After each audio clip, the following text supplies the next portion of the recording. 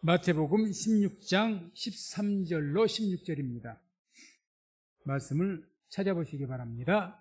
마태복음 16장 13절로 16절까지 우리 말씀을 다 같이 함께 합독합니다. 예수께서 가이사랴 빌립보 지방에 이르러 제자들에게 물어 가라사대 사람들이 인자를 누구라 하느냐 가로되 더러는 세례 요한 더러는 엘리야 어떤 이는 에레미야나 선지자 중에 하나라 하나이다. 가라사대 너희는 나를 누구라 하느냐 시몬 베드로가 대답하여 가로되 주는 그리스도시요 살아계신 하나님의 아들이시니이다. 아멘.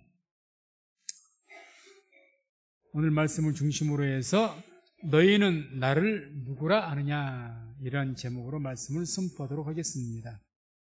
말씀 듣기 전에 믿음으로 고백하겠습니다. 하나님의 때가 되었습니다. 좌우에 또 고백하고 인사 나눕니다. 하나님의 구원을 바라봅시다. 하나님의 구원을 바라봅시다. 하나님의 구원을 바라봅시다. 믿음으로 하나님의 구원을 바라보시고 그 믿음으로 하나님의 구원의 은혜를 체험할 수 있기를 주의 이름으로 축원을 드립니다. 오늘 말씀은 우리가 잘 알고 있는 말씀이죠. 예수님께서 물었습니다. 백성들이 나를 누구라고 생각하느냐 말하느냐 그렇게 물으셨고 그에 대한 답을 들으시고 또한 제자들에게 너희는 나를 누구라고 하느냐 이렇게 말씀합니다. 그래서 이 말씀 볼 때 예수님께서 왜 갑자기 이런 질문을 제자들에게 던졌을까? 예수님께서 어떤 질문으로 묻는 내용 그렇게 많지는 않습니다. 근데 이것은 갑작스럽게 예수님께서 나를 어떻게 생각하느냐고 주위에서 뭐라고 이야기하느냐고 쉽게 말하면 세상의 평판을 들으신 겁니다. 그리고 나서 제자들에게도 너희는 그럼 나를 어떻게 생각하느냐 물으신 거죠. 왜 이런 질문을 하셨을까? 먼저 이걸 알 수가 있습니다. 아마 백성들이 예수님에 대한 잘못된 신앙관을 가지고 있었기 때문에 주님께서 물으신 겁니다. 많은 백성들이 예수님을 따랐는데 기적과 표적을 보고 따랐죠. 그런데 예수님께서 가만히 이렇게 보니까 예수님을 잘못 알고 있는 거예요. 잘못.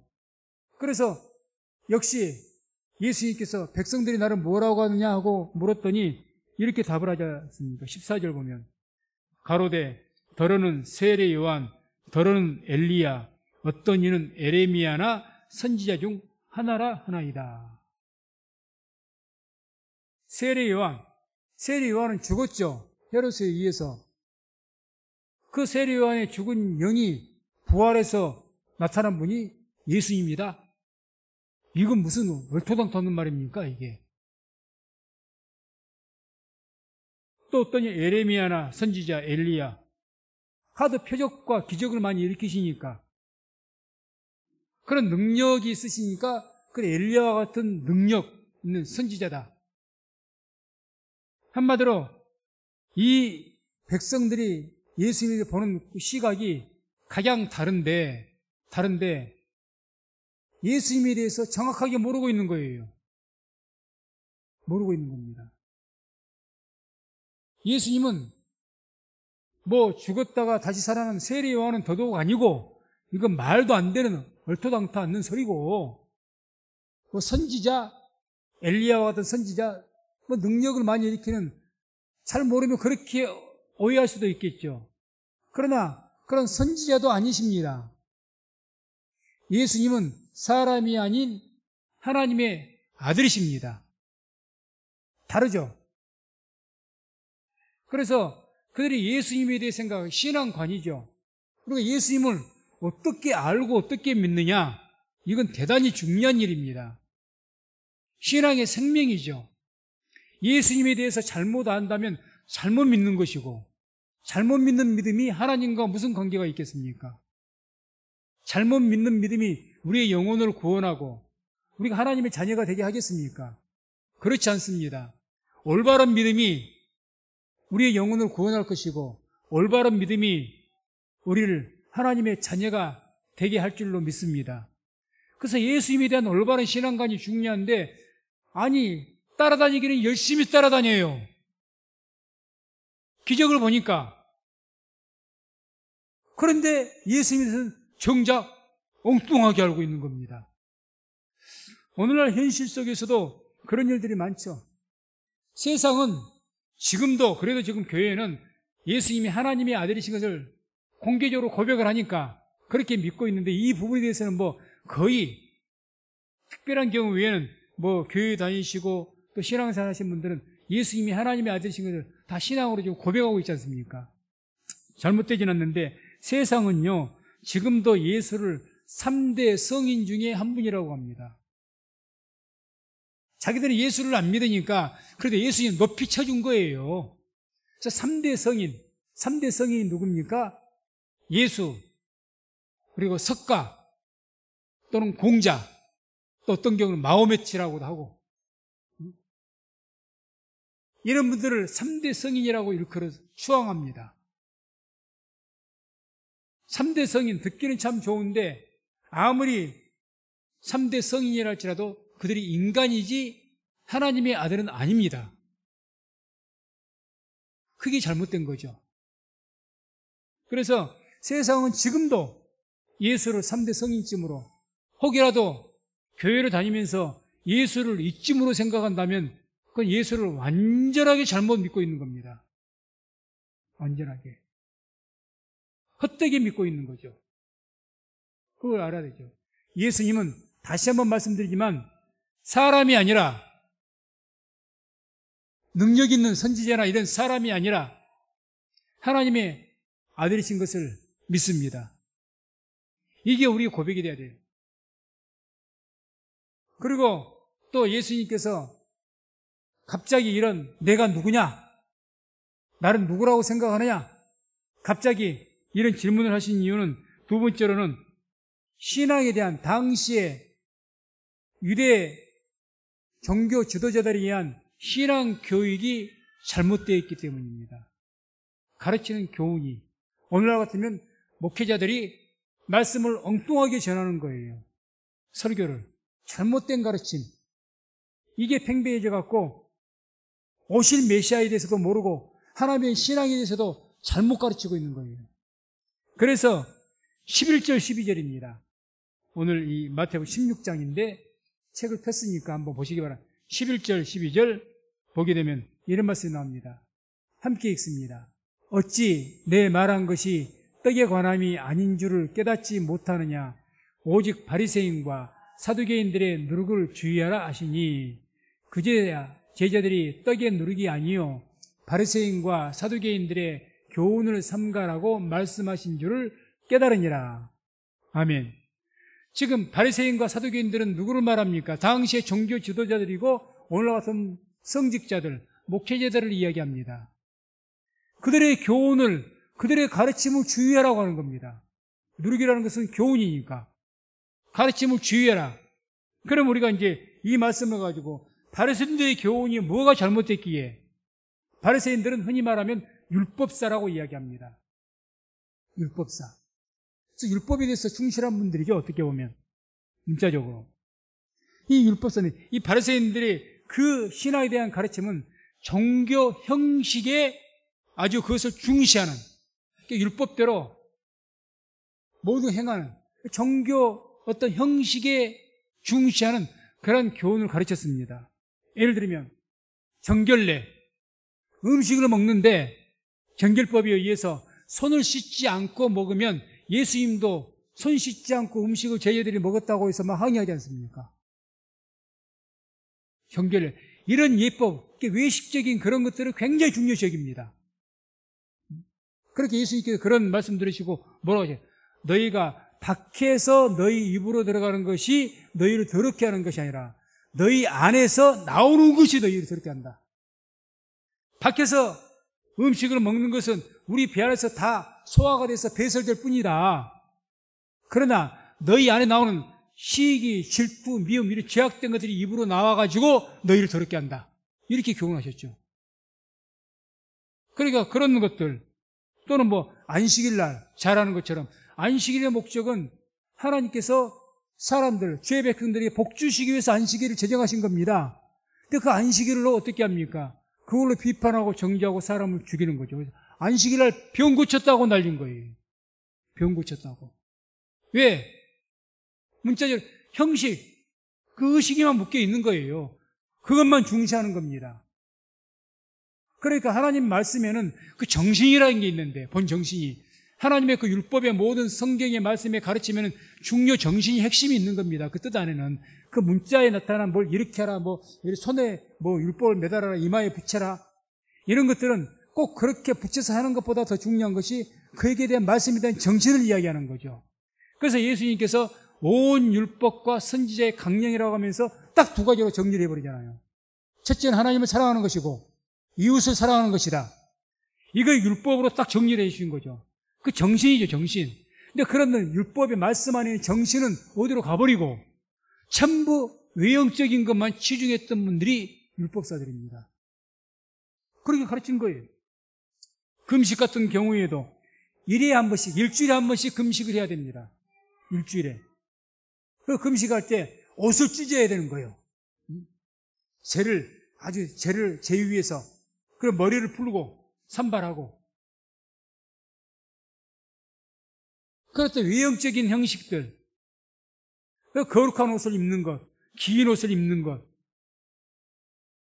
이런 것을 굉장히 중시했다는 겁니다. 하루에 3번 기도하는 것. 그러니까 그런 것들 어디를 가든지 길을 가다가도 그 시간이 딱 정시가 되면 정확하게 그 시간에 서서 기도를 합니다. 이런 외형적으로 드러내는 외형적인 종교 의식을 대단히 중시했습니다. 그걸 안 하면 돌로 쳐요. 그걸로 안 하면 종교재판에 들어갑니다. 이게 율법사들이었어요. 바리새인들. 그 교훈이 팽배해 있는 거예요. 그러니 이것은 하나님을 사랑하고 이웃을 사랑하는 그 정신에서 오히려 율법의 정신에서 벗어나버린 겁니다. 쉽게 말하면. 벗어나버린 거죠. 다음에 사두개인들의 교훈. 사두개인들은 이 사독, 옛날 구약시대 사독 제사장이라고 있는데 그 제사장의 이름을 따서 이제 사두개인 이렇게 말합니다. 제사장파입니다. 쉽게 말하면. 당시 예수님 당시에는 이 제사장파도 이제는 하도 그 아론의 계열, 제사장의 계열의 자손들이 많으니까 제사장이 될 사람들도 많겠죠. 제사장이 이제 권세니까 그걸 돈 주고도 샀다고 합니다. 아무튼 그 제사장파, 이게 사두개인들인데 이 사두개인 다음에 정치하고 이 종교하고 결착이 돼갖고 카톨릭처럼 세상 권세에 치중이 되어 있는 거예요. 그러니까 이들이 가르치는 것은 하나님을 가르치고 하나님 믿으라고 하면서도 그 목적이 어디 있느냐, 이 세상에서 영화를 받는 것, 이 세상에서 복을 받는 것, 이걸 가르치는 겁니다. 세속적인 축복을. 그것을 이야기하는 거죠. 그러니 이들 시각에 의해서는, 그러니까 예를 들어서 길을 가다가 뭐 안진뱅이라든지 구걸한다든지 그러면 하나님의 저주를 받는 것으로 봅니다. 이유가 없어요. 그러나 주님께서는 뭐라고 하셨습니까? 나면서부터 된 안진뱅이를 보시고 뭐라고 하셨죠? 이것은 저의 죄나 부모의 죄가 아니라 저를 통해서 하나님의 영광을 나타내기 위해서 그러셨다고 말합니다. 그런데 이 사두개인 가르침으로 본다면 가난하면 저주고 병들었으면 저주고 네가 죄가 있으니까 그렇지. 그래서 이 땅의 것을, 이렇게 신앙의 기준이 하늘을 향해 있지 않고 이 땅을 향해 있습니다. 땅을. 그렇게 가르칩니다. 그러니 이런 신앙관을 가지고 있으니까 어떤 현상이 나타나느냐. 요한복음 6장 12절을 보면 이런 말씀이 나옵니다. 그러므로 예수께서 저희가 와서 자기를 억지로 잡아 임금 삼으려는 줄 아시고, 예수님이 능력을 일으키니까 이때는 지금 오병 이어의 기적, 그런 능력을 일으키신 거예요. 거기에 감동을 받아갖고 이 사람들이 예수님 잡아갖고 뭘 한다고요? 예수님 왕 삼으려고. 그러니까 이 땅의 왕이 중요한 거죠. 지금 이 땅에서 이런 능력이 있으니 당신이 우리의 왕이 되어서 우리를 다스려 주시오. 그게 맞습니까? 신앙이? 신앙의 목적은요, 이 땅을 향하면 안 됩니다. 우리의 신앙의 목적은 하늘을 향해야 됩니다. 하늘을 향해야 돼요. 그러니까 사도계인들이 가르치면 전부 이 세속적인 축복만 가르친 거예요. 그런 가운데 있으니까 백성들도 예수님 보고 거기에서 표적으로 봐도 그걸 통해 하나님의 아들이신 것을 깨달은 것이 아니라 이 땅에서의 것만 보는 거죠. 그러니 예수님 붙잡아가지고 당신 능력이 있으니까 우리를 다스려서 이 땅에서 잘 살게 해주시오. 그 말 아닙니까? 심지어는 예수님의 제자들도 그랬죠. 그러니까 네가 오른팔이냐 내가 오른팔이냐, 누가 예수님의 오른팔 왼팔 앉을 것이냐, 그것 가지고 싸웠잖아요. 그런 잘못된 신앙관 때문입니다. 오늘날 우리들도 마찬가지일 겁니다. 마찬가지. 또 요한복음 6장 26절 27절을 보면 함께 말씀 합독합니다. 예수께서 대답하여 가라사대 내가 진실로 진실로 너희에게 이르노니 너희가 나를 찾는 것은 표적을 본 까닭이 아니요 떡을 먹고 배부른 까닭이로다. 썩는 양식을 위하여 일하지 말고 영생하도록 있는 양식을 위하여 하라. 이 양식은 인자가 너희에게 주리니 인자는 아버지 하나님의 인치신 자니라. 아멘. 썩는 양식을 위하여 일하지 말고 영생하도록 있는 양식을 위해서 해라. 이게 주님 말씀이죠. 그러니까 사도계인 그런 분들의 가르침에 의하면 썩는 양식, 이 땅의 양식을 위해서 일한단 말입니다. 이 땅에서 복을 받기 위해서. 그게 온전히 목적이 되어 있는 거예요. 이 땅에 축복이 없다는 것이 아닙니다. 우리는 신앙에서 우선순위가 있는 겁니다. 예수의 말씀처럼 너희는 먼저 그의 나라와 의를 구하라. 먼저란 말이 성경 원어적으로 최상급이라고 합니다. 프로톤이라 해서 가장 먼저 이 뜻입니다. 가장 먼저. 그 다음에 너희는 먼저 그의 나라와 의로, 그리하면 이 모든 것, 이 땅의 것이 너에게 더해줄 것이다. 이게 신앙의 원리죠. 그러니까 가르침이 어떻게 됩니까? 참된 신앙은요, 이 땅을 향하면 안 되죠. 이 땅의 복을 받기 위해서 뭘 해야 됩니까? 하늘을 향해야 되죠, 신앙이. 그런데 이 가르침이 완전히 뒤집어져 있는 거예요, 지금. 거꾸로. 뒤집어져 있는 겁니다. 우리가 예수를 믿으면서 예수 믿을 때 잘못된 신앙은 예수 믿어서 그 목적을 이 땅에서 내 문제를 해결받기 위해서 이게 문제라면 신앙은 완전히 뒤집어진 겁니다. 그걸 지금 고쳐주기 위해서 물으신 거예요. 내가 너에게 대체 예수인, 너희가 믿는 예수가 너에게는 뭐냐 그 말이죠. 단순하게 너희 병 고쳐주고 너희 잘 살게 해주고 문제 해결해주고 그것만을 위해서 나를 믿느냐 그 말이죠. 나를 어떤 것으로 생각하느냐. 분명히 말씀드리지만 예수님은 우리의 육체의 구원은 뒤에 따라오는 것이고 예수님은 우리의 영혼을 구원하시기 위해서 오신 분인 줄로 믿습니다. 썩지 않는 양식, 영생하는 양식, 이걸 먼저 우리가 바라봐야 된다는 거죠. 근데 이게 뒤집어져 있는 겁니다. 뒤집어져 있어요. 이 신앙이 뒤집어 있으니까 시험에 든 것도 왜 시험에 듭니까? 신앙생활 하다가 내 삶 속에 문제가 해결이 안 되니까 시험 든 것 아닙니까? 내 삶에 다 육체적인 문제로 영적인 시험 든 것은 그리 많지 않죠. 영적으로 시험 든 것은 이단으로 빠진다든지 잘못된 가르침 때문에 빠지는 것이고 대부분이 예수 믿다가 오랜 생활하다가 내가 이렇게 교회에 헌신하고 봉사했는데 왜 내 사업이 망해야 되냐고. 실제로 어느 권사님이 그렇게 이야기했으니까 저한테. 그럼 뭐라고 이야기해? 그때가 제가 전도사인데 그런 말이 아이고 교회 헌신해봐야 소용없더라고. 이렇게 이야기합니다. 그분이 예수님께서 물으실 거예요. 너희가 광야에 무엇을 보려고 나갔느냐? 쉽게 말해서 너희가 교회 갔을 때 무엇을 믿으려고, 무엇 때문에 교회 나갔느냐? 왜 예수 믿었냐? 아마 그렇게 물으실걸요. 그럼 내 장사가 잘 되기 위해서 믿었습니다. 그러시겠습니까? 그러면 뭐 우상에게 가도 상관이 없는 거죠. 그걸 위해서 사람을 의지해도 상관이 없는 것이고, 이 땅의 것이 목적이라면 굳이 예수님만 찾을 필요는 없는 거죠. 굳이. 왜 우리가 오직 예수, 오직 하나님, 오직이라는 말을 딱딱 붙여가면서 이야기하느냐? 예수님은 오신 목적이 우리의 죄를 사하셔서 피 흘리시고 죽으심으로 사하시고 우리의 영혼을 구원하신 것이 목적입니다. 육체 구원은 뒤따라오는 것이고 영혼이 이게 목적이라는 거죠. 그래서 거기에 맞춰야죠. 그래서 우리가 참된 신앙이라고 표현한다면 이 참된 신앙은 어떤 참된 신앙이냐? 우리가 살아갈 때 땅을 향한 것이 아니고 이 땅에서 무엇을 얻기 위한 것이 참된 신앙이 아니고 하늘을 향한 것이 참된 신앙입니다. 하늘을 향한. 우리 성도님들께서 예수님 믿을 때, 하나님 믿을 때 하늘을 바라보는 신앙 되기를 주의 이름으로 축원을 드립니다. 그래서 영생, 하나님의 나라, 그걸 바라보는 신앙이 돼야 되지. 이 땅에서 무언가 이루기 위한 그것을 바라보는 신앙이 되면 그것을 세속주의 신앙이라고 합니다. 사두개인들이 가르치는 것과 똑같습니다. 누룩이라고 표현하는.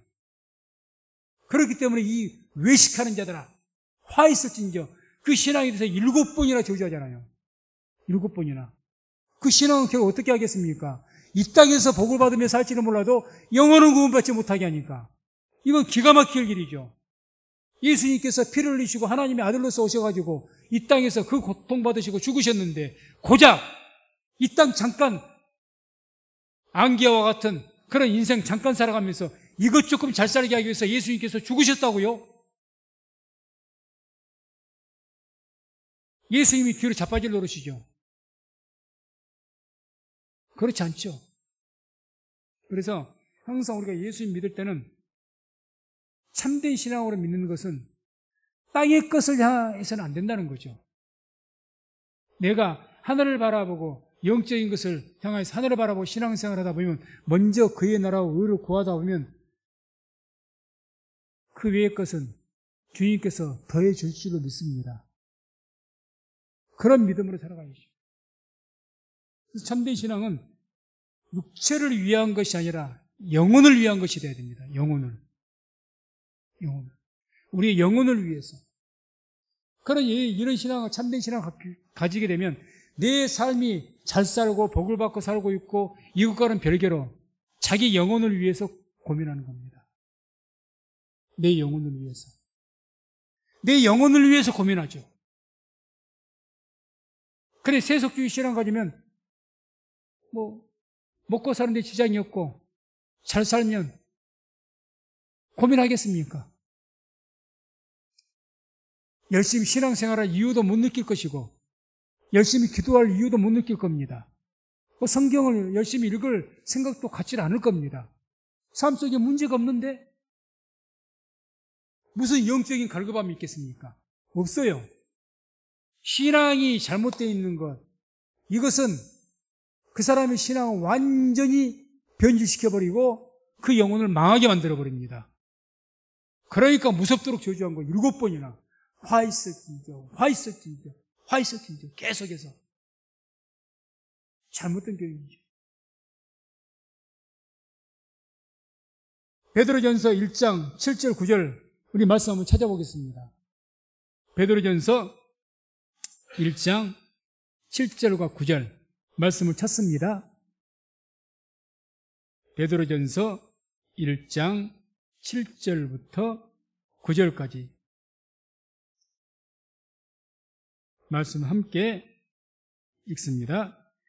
너희 믿음의 시련이 불로 연단하여도 없어질 금보다 더 귀하여 예수 그리스도에 나타나실 때에 칭찬과 영광과 존귀를 얻게 하려 함이라. 예수를 너희가 보지 못하였으나 사랑하는도다. 이제 보지 못하나 믿고 말할 수 없는 영광스러운 즐거움으로 기뻐하니 믿음의 결국 곧 영혼의 구원을 받음이라. 아멘. 믿음의 목적은 영혼 구원받는 겁니다. 믿음의 목적이 축복을 받는 것이 아니고 믿음의 목적은 영혼 구원받는 겁니다. 성경의 축복의 원리는 이 영혼 구원, 내 영혼이 잘된 같이 범사가 잘 되는 겁니다. 영혼이. 이게 신앙의 성경의 축복의 원리입니다. 먼저 그의 나라와 의를 구하면 우리가 구하는 모든 것을 더해 주신다는 것이 예수님의 약속입니다. 성경은 곳곳에서 우리의 영혼을 위해서 이야기합니다. 그러니까 좁은 문으로 들어가라 그런 것이고, 그러니까 십자가를 지고 가라 그러고, 좁은 길로 가라고 하고, 다 그런 말씀입니다. 근데 우리는 세속주의 시장 가지면 그런 소리는 귀에 안 들립니다. 안 들려요. 내가 듣고 싶은 것만 들으니까. 이렇게 하면 축복을 받는다. 이렇게 하면 잘 된다. 그 소리는 귀에 쏙쏙 들어옵니다. 그런데 그것보다 너의 영혼을 위해서 기도해라. 하나님의 나라. 그렇게 귀에 잘 들어오질 않습니다. 이게 큰 문제죠. 그래서 우리 신앙에서는 굉장히 다른 복음이라는 것이 굉장히 우리의 영혼을 위협하는 그런 존재입니다. 예수님 당시에 다른 복음이 바로 바리새인의 그 교훈과 사두개인들의 교훈들이 다른 복음이었다면 이제 갈라디아서 1장 7절, 8절 보면 이런 말씀이 나오죠. 다른 복음에 대해서. 함께 읽습니다. 다른 복음은 없나니 다만 어떤 사람들이 너희를 요란케 하여 그리스도의 복음을 변하려 함이라. 그러나 우리나 혹 하늘로부터 온 천사라도 우리가 너희에게 전한 복음 외에 다른 복음을 전하면 저주를 받을지어다. 아멘. 그러니까 이제 사도행전 시대에 교회가 좀 세워지고 그런 사도행전 시대에 다른 복음이 있었는데 그게 뭐냐? 바로 유대인들이 예수를 믿는다고 하는 유대인들이 뭐라고 이야기합니까? 예수만 믿어서는 구원받지 못하고 할례를 받아야 되고 율법대로 안식일을 지켜야 구원받는다. 다시 말해서 예수도 믿고 율법을 지켜야 구원받지 예수만 믿고 율법을 안 지키면 구원 받지 못한다. 이게 할례주의자입니다. 그게 당시에는 다른 복음이었습니다. 뭐라고 무섭게 경고합니까? 혹 하늘로부터 온 천사라도 우리가 너희에게 전한 복음 외에 다른 복음을 전하면 저주를 받을지어다. 다른 복음은 우리가 맹렬하게 배척해야 됩니다. 나하고 친하니까, 내 가족이니까, 아니 뭐 적당히 뭐 이렇게 다른 복음을 이야기해도 용납해주고 올바른 행위 아닙니다. 결국 그 다른 복음이 참된 복음을 변질시켜버릴 겁니다. 오염이 되어버리죠. 찬송가에 되는 것처럼 내 친구를 삼가 잘 선택하라. 우리가 자녀들에게 그렇게 가르치죠. 너 친구 잘 만나야 돼. 친구 잘 만나야 됩니다. 알지 않습니까? 잘못된 친구 만나면요, 내 자식이 변질되고 잘못되기가 굉장히 쉽습니다. 영적으로도 마찬가지입니다. 다른 복음 가진 자들과 친밀하게 지내면 내 복음마저 흔들리고 변질되기가 굉장히 쉽습니다. 하나님께서 왜 가나안 족속들을 그렇게 무섭도록 몰아내라고 하셨을까요? 진멸하라 그러셨을까요? 뭐라고 하십니까? 그대로 두면 너희 평생에 가시와 가시가 되어서 결국 너희들을 다른 하나님을 믿게 할 것이다. 우상을 섬기게 할 것이다. 그것 때문에 그러신 거예요. 그것 한 가지 때문에. 그러면 오늘날 우리에게 경계를 해야 될 이단, 감사하게 건전한 기독교 교단에서 이것은 하나님 말씀이 입각해서 잘못된 복음이라고 구별해 준 것이 있으니까 그게 이단이니까 그게 다른 복음이니까 정리가 된 것이 있습니다. 근데 앞으로 우리가 다가올 때 앞으로 미래 이 종말의 시대에 다른 복음이 우리에게 오게 될 것인데 자 무엇이 다른 복음인가? 요한일서 2장 22절 보면 이런 말씀이 나옵니다. 거짓말하는 자가 누구뇨? 예수께서 그리스도이심을 부인하는 자가 아니뇨. 아버지와 아들을 부인하는 그가 적 그리스도니. 적 그리스도란 말은 빨간 그리스도가 아니고 안티 크리스토스라고 합니다. 그리스도를 대적하는 그런 존재를 말합니다. 그리스도를 대적하는 자가 누구냐? 하나님과 아들과 아버지, 하나님과 아들 예수를 그 관계를 부정하는 자. 다시 말해서 예수님께서 하나님의 아들이신 것을 부정하는 자가 적그리스도다. 다른 복음이라는 겁니다. 또 하나 요한일서 4장 2, 3절 보면 이런 말씀이 나옵니다. 하나님의 영은 이것으로 알지니 곧 예수 그리스도께서 육체로 오신 것을 시인하는 영마다 하나님께 속한 것이요 예수를 시인하지 아니하는 영마다 하나님께 속한 것이 아니니 이것이 곧 적그리스도의 영이니라. 오리라 한 말을 너희가 들었거니와 이제 벌써 세상에 있느니라.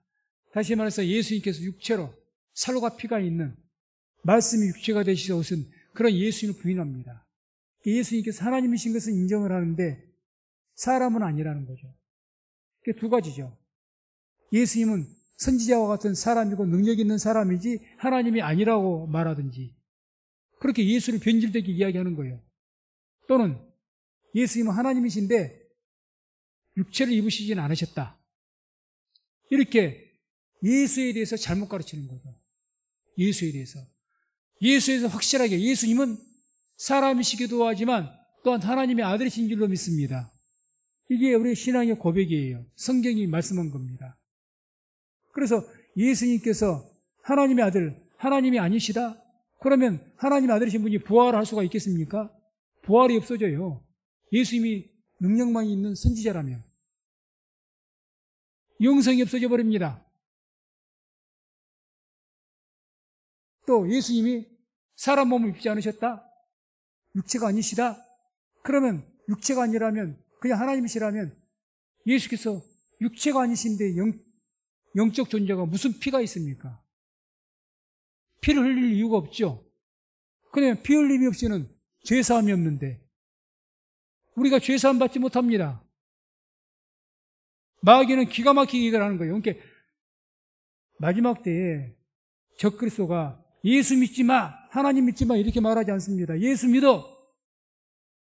단지 그 예수를 변질되게 얘기해버린 거죠.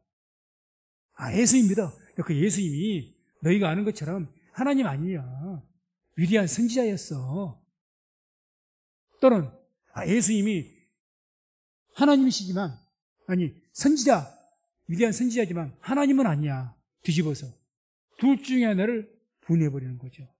그러니까 이걸 아시기 바랍니다. 앞으로 다른 복음이 이단들도 마찬가지입니다. 신천지가 예수 믿지 말라고 합니까? 안식일교가 예수 믿지 말라고 합니까? 안 그래요. 구원파가 예수 믿지 말라고 합니까? 하나님 믿지 말라고 합니까? 하나님 믿으라고 해요. 뭐가 문제입니까? 복음을 변질시킨다는 거죠. 이걸 잊지 마시라는 거죠. 그래서 우리는 항상 그런 것에 대해서 깨어 있어야 되고 우리의 복음을 변질시킬 수 있는 것은 단호하게 배척을 해야 됩니다. 단호하게, 무섭도록. 그리고 주님께서 이와 같이 갑자기 저희들에게 또한 이제 이 물으신, 왜 이렇게 물으셨을까?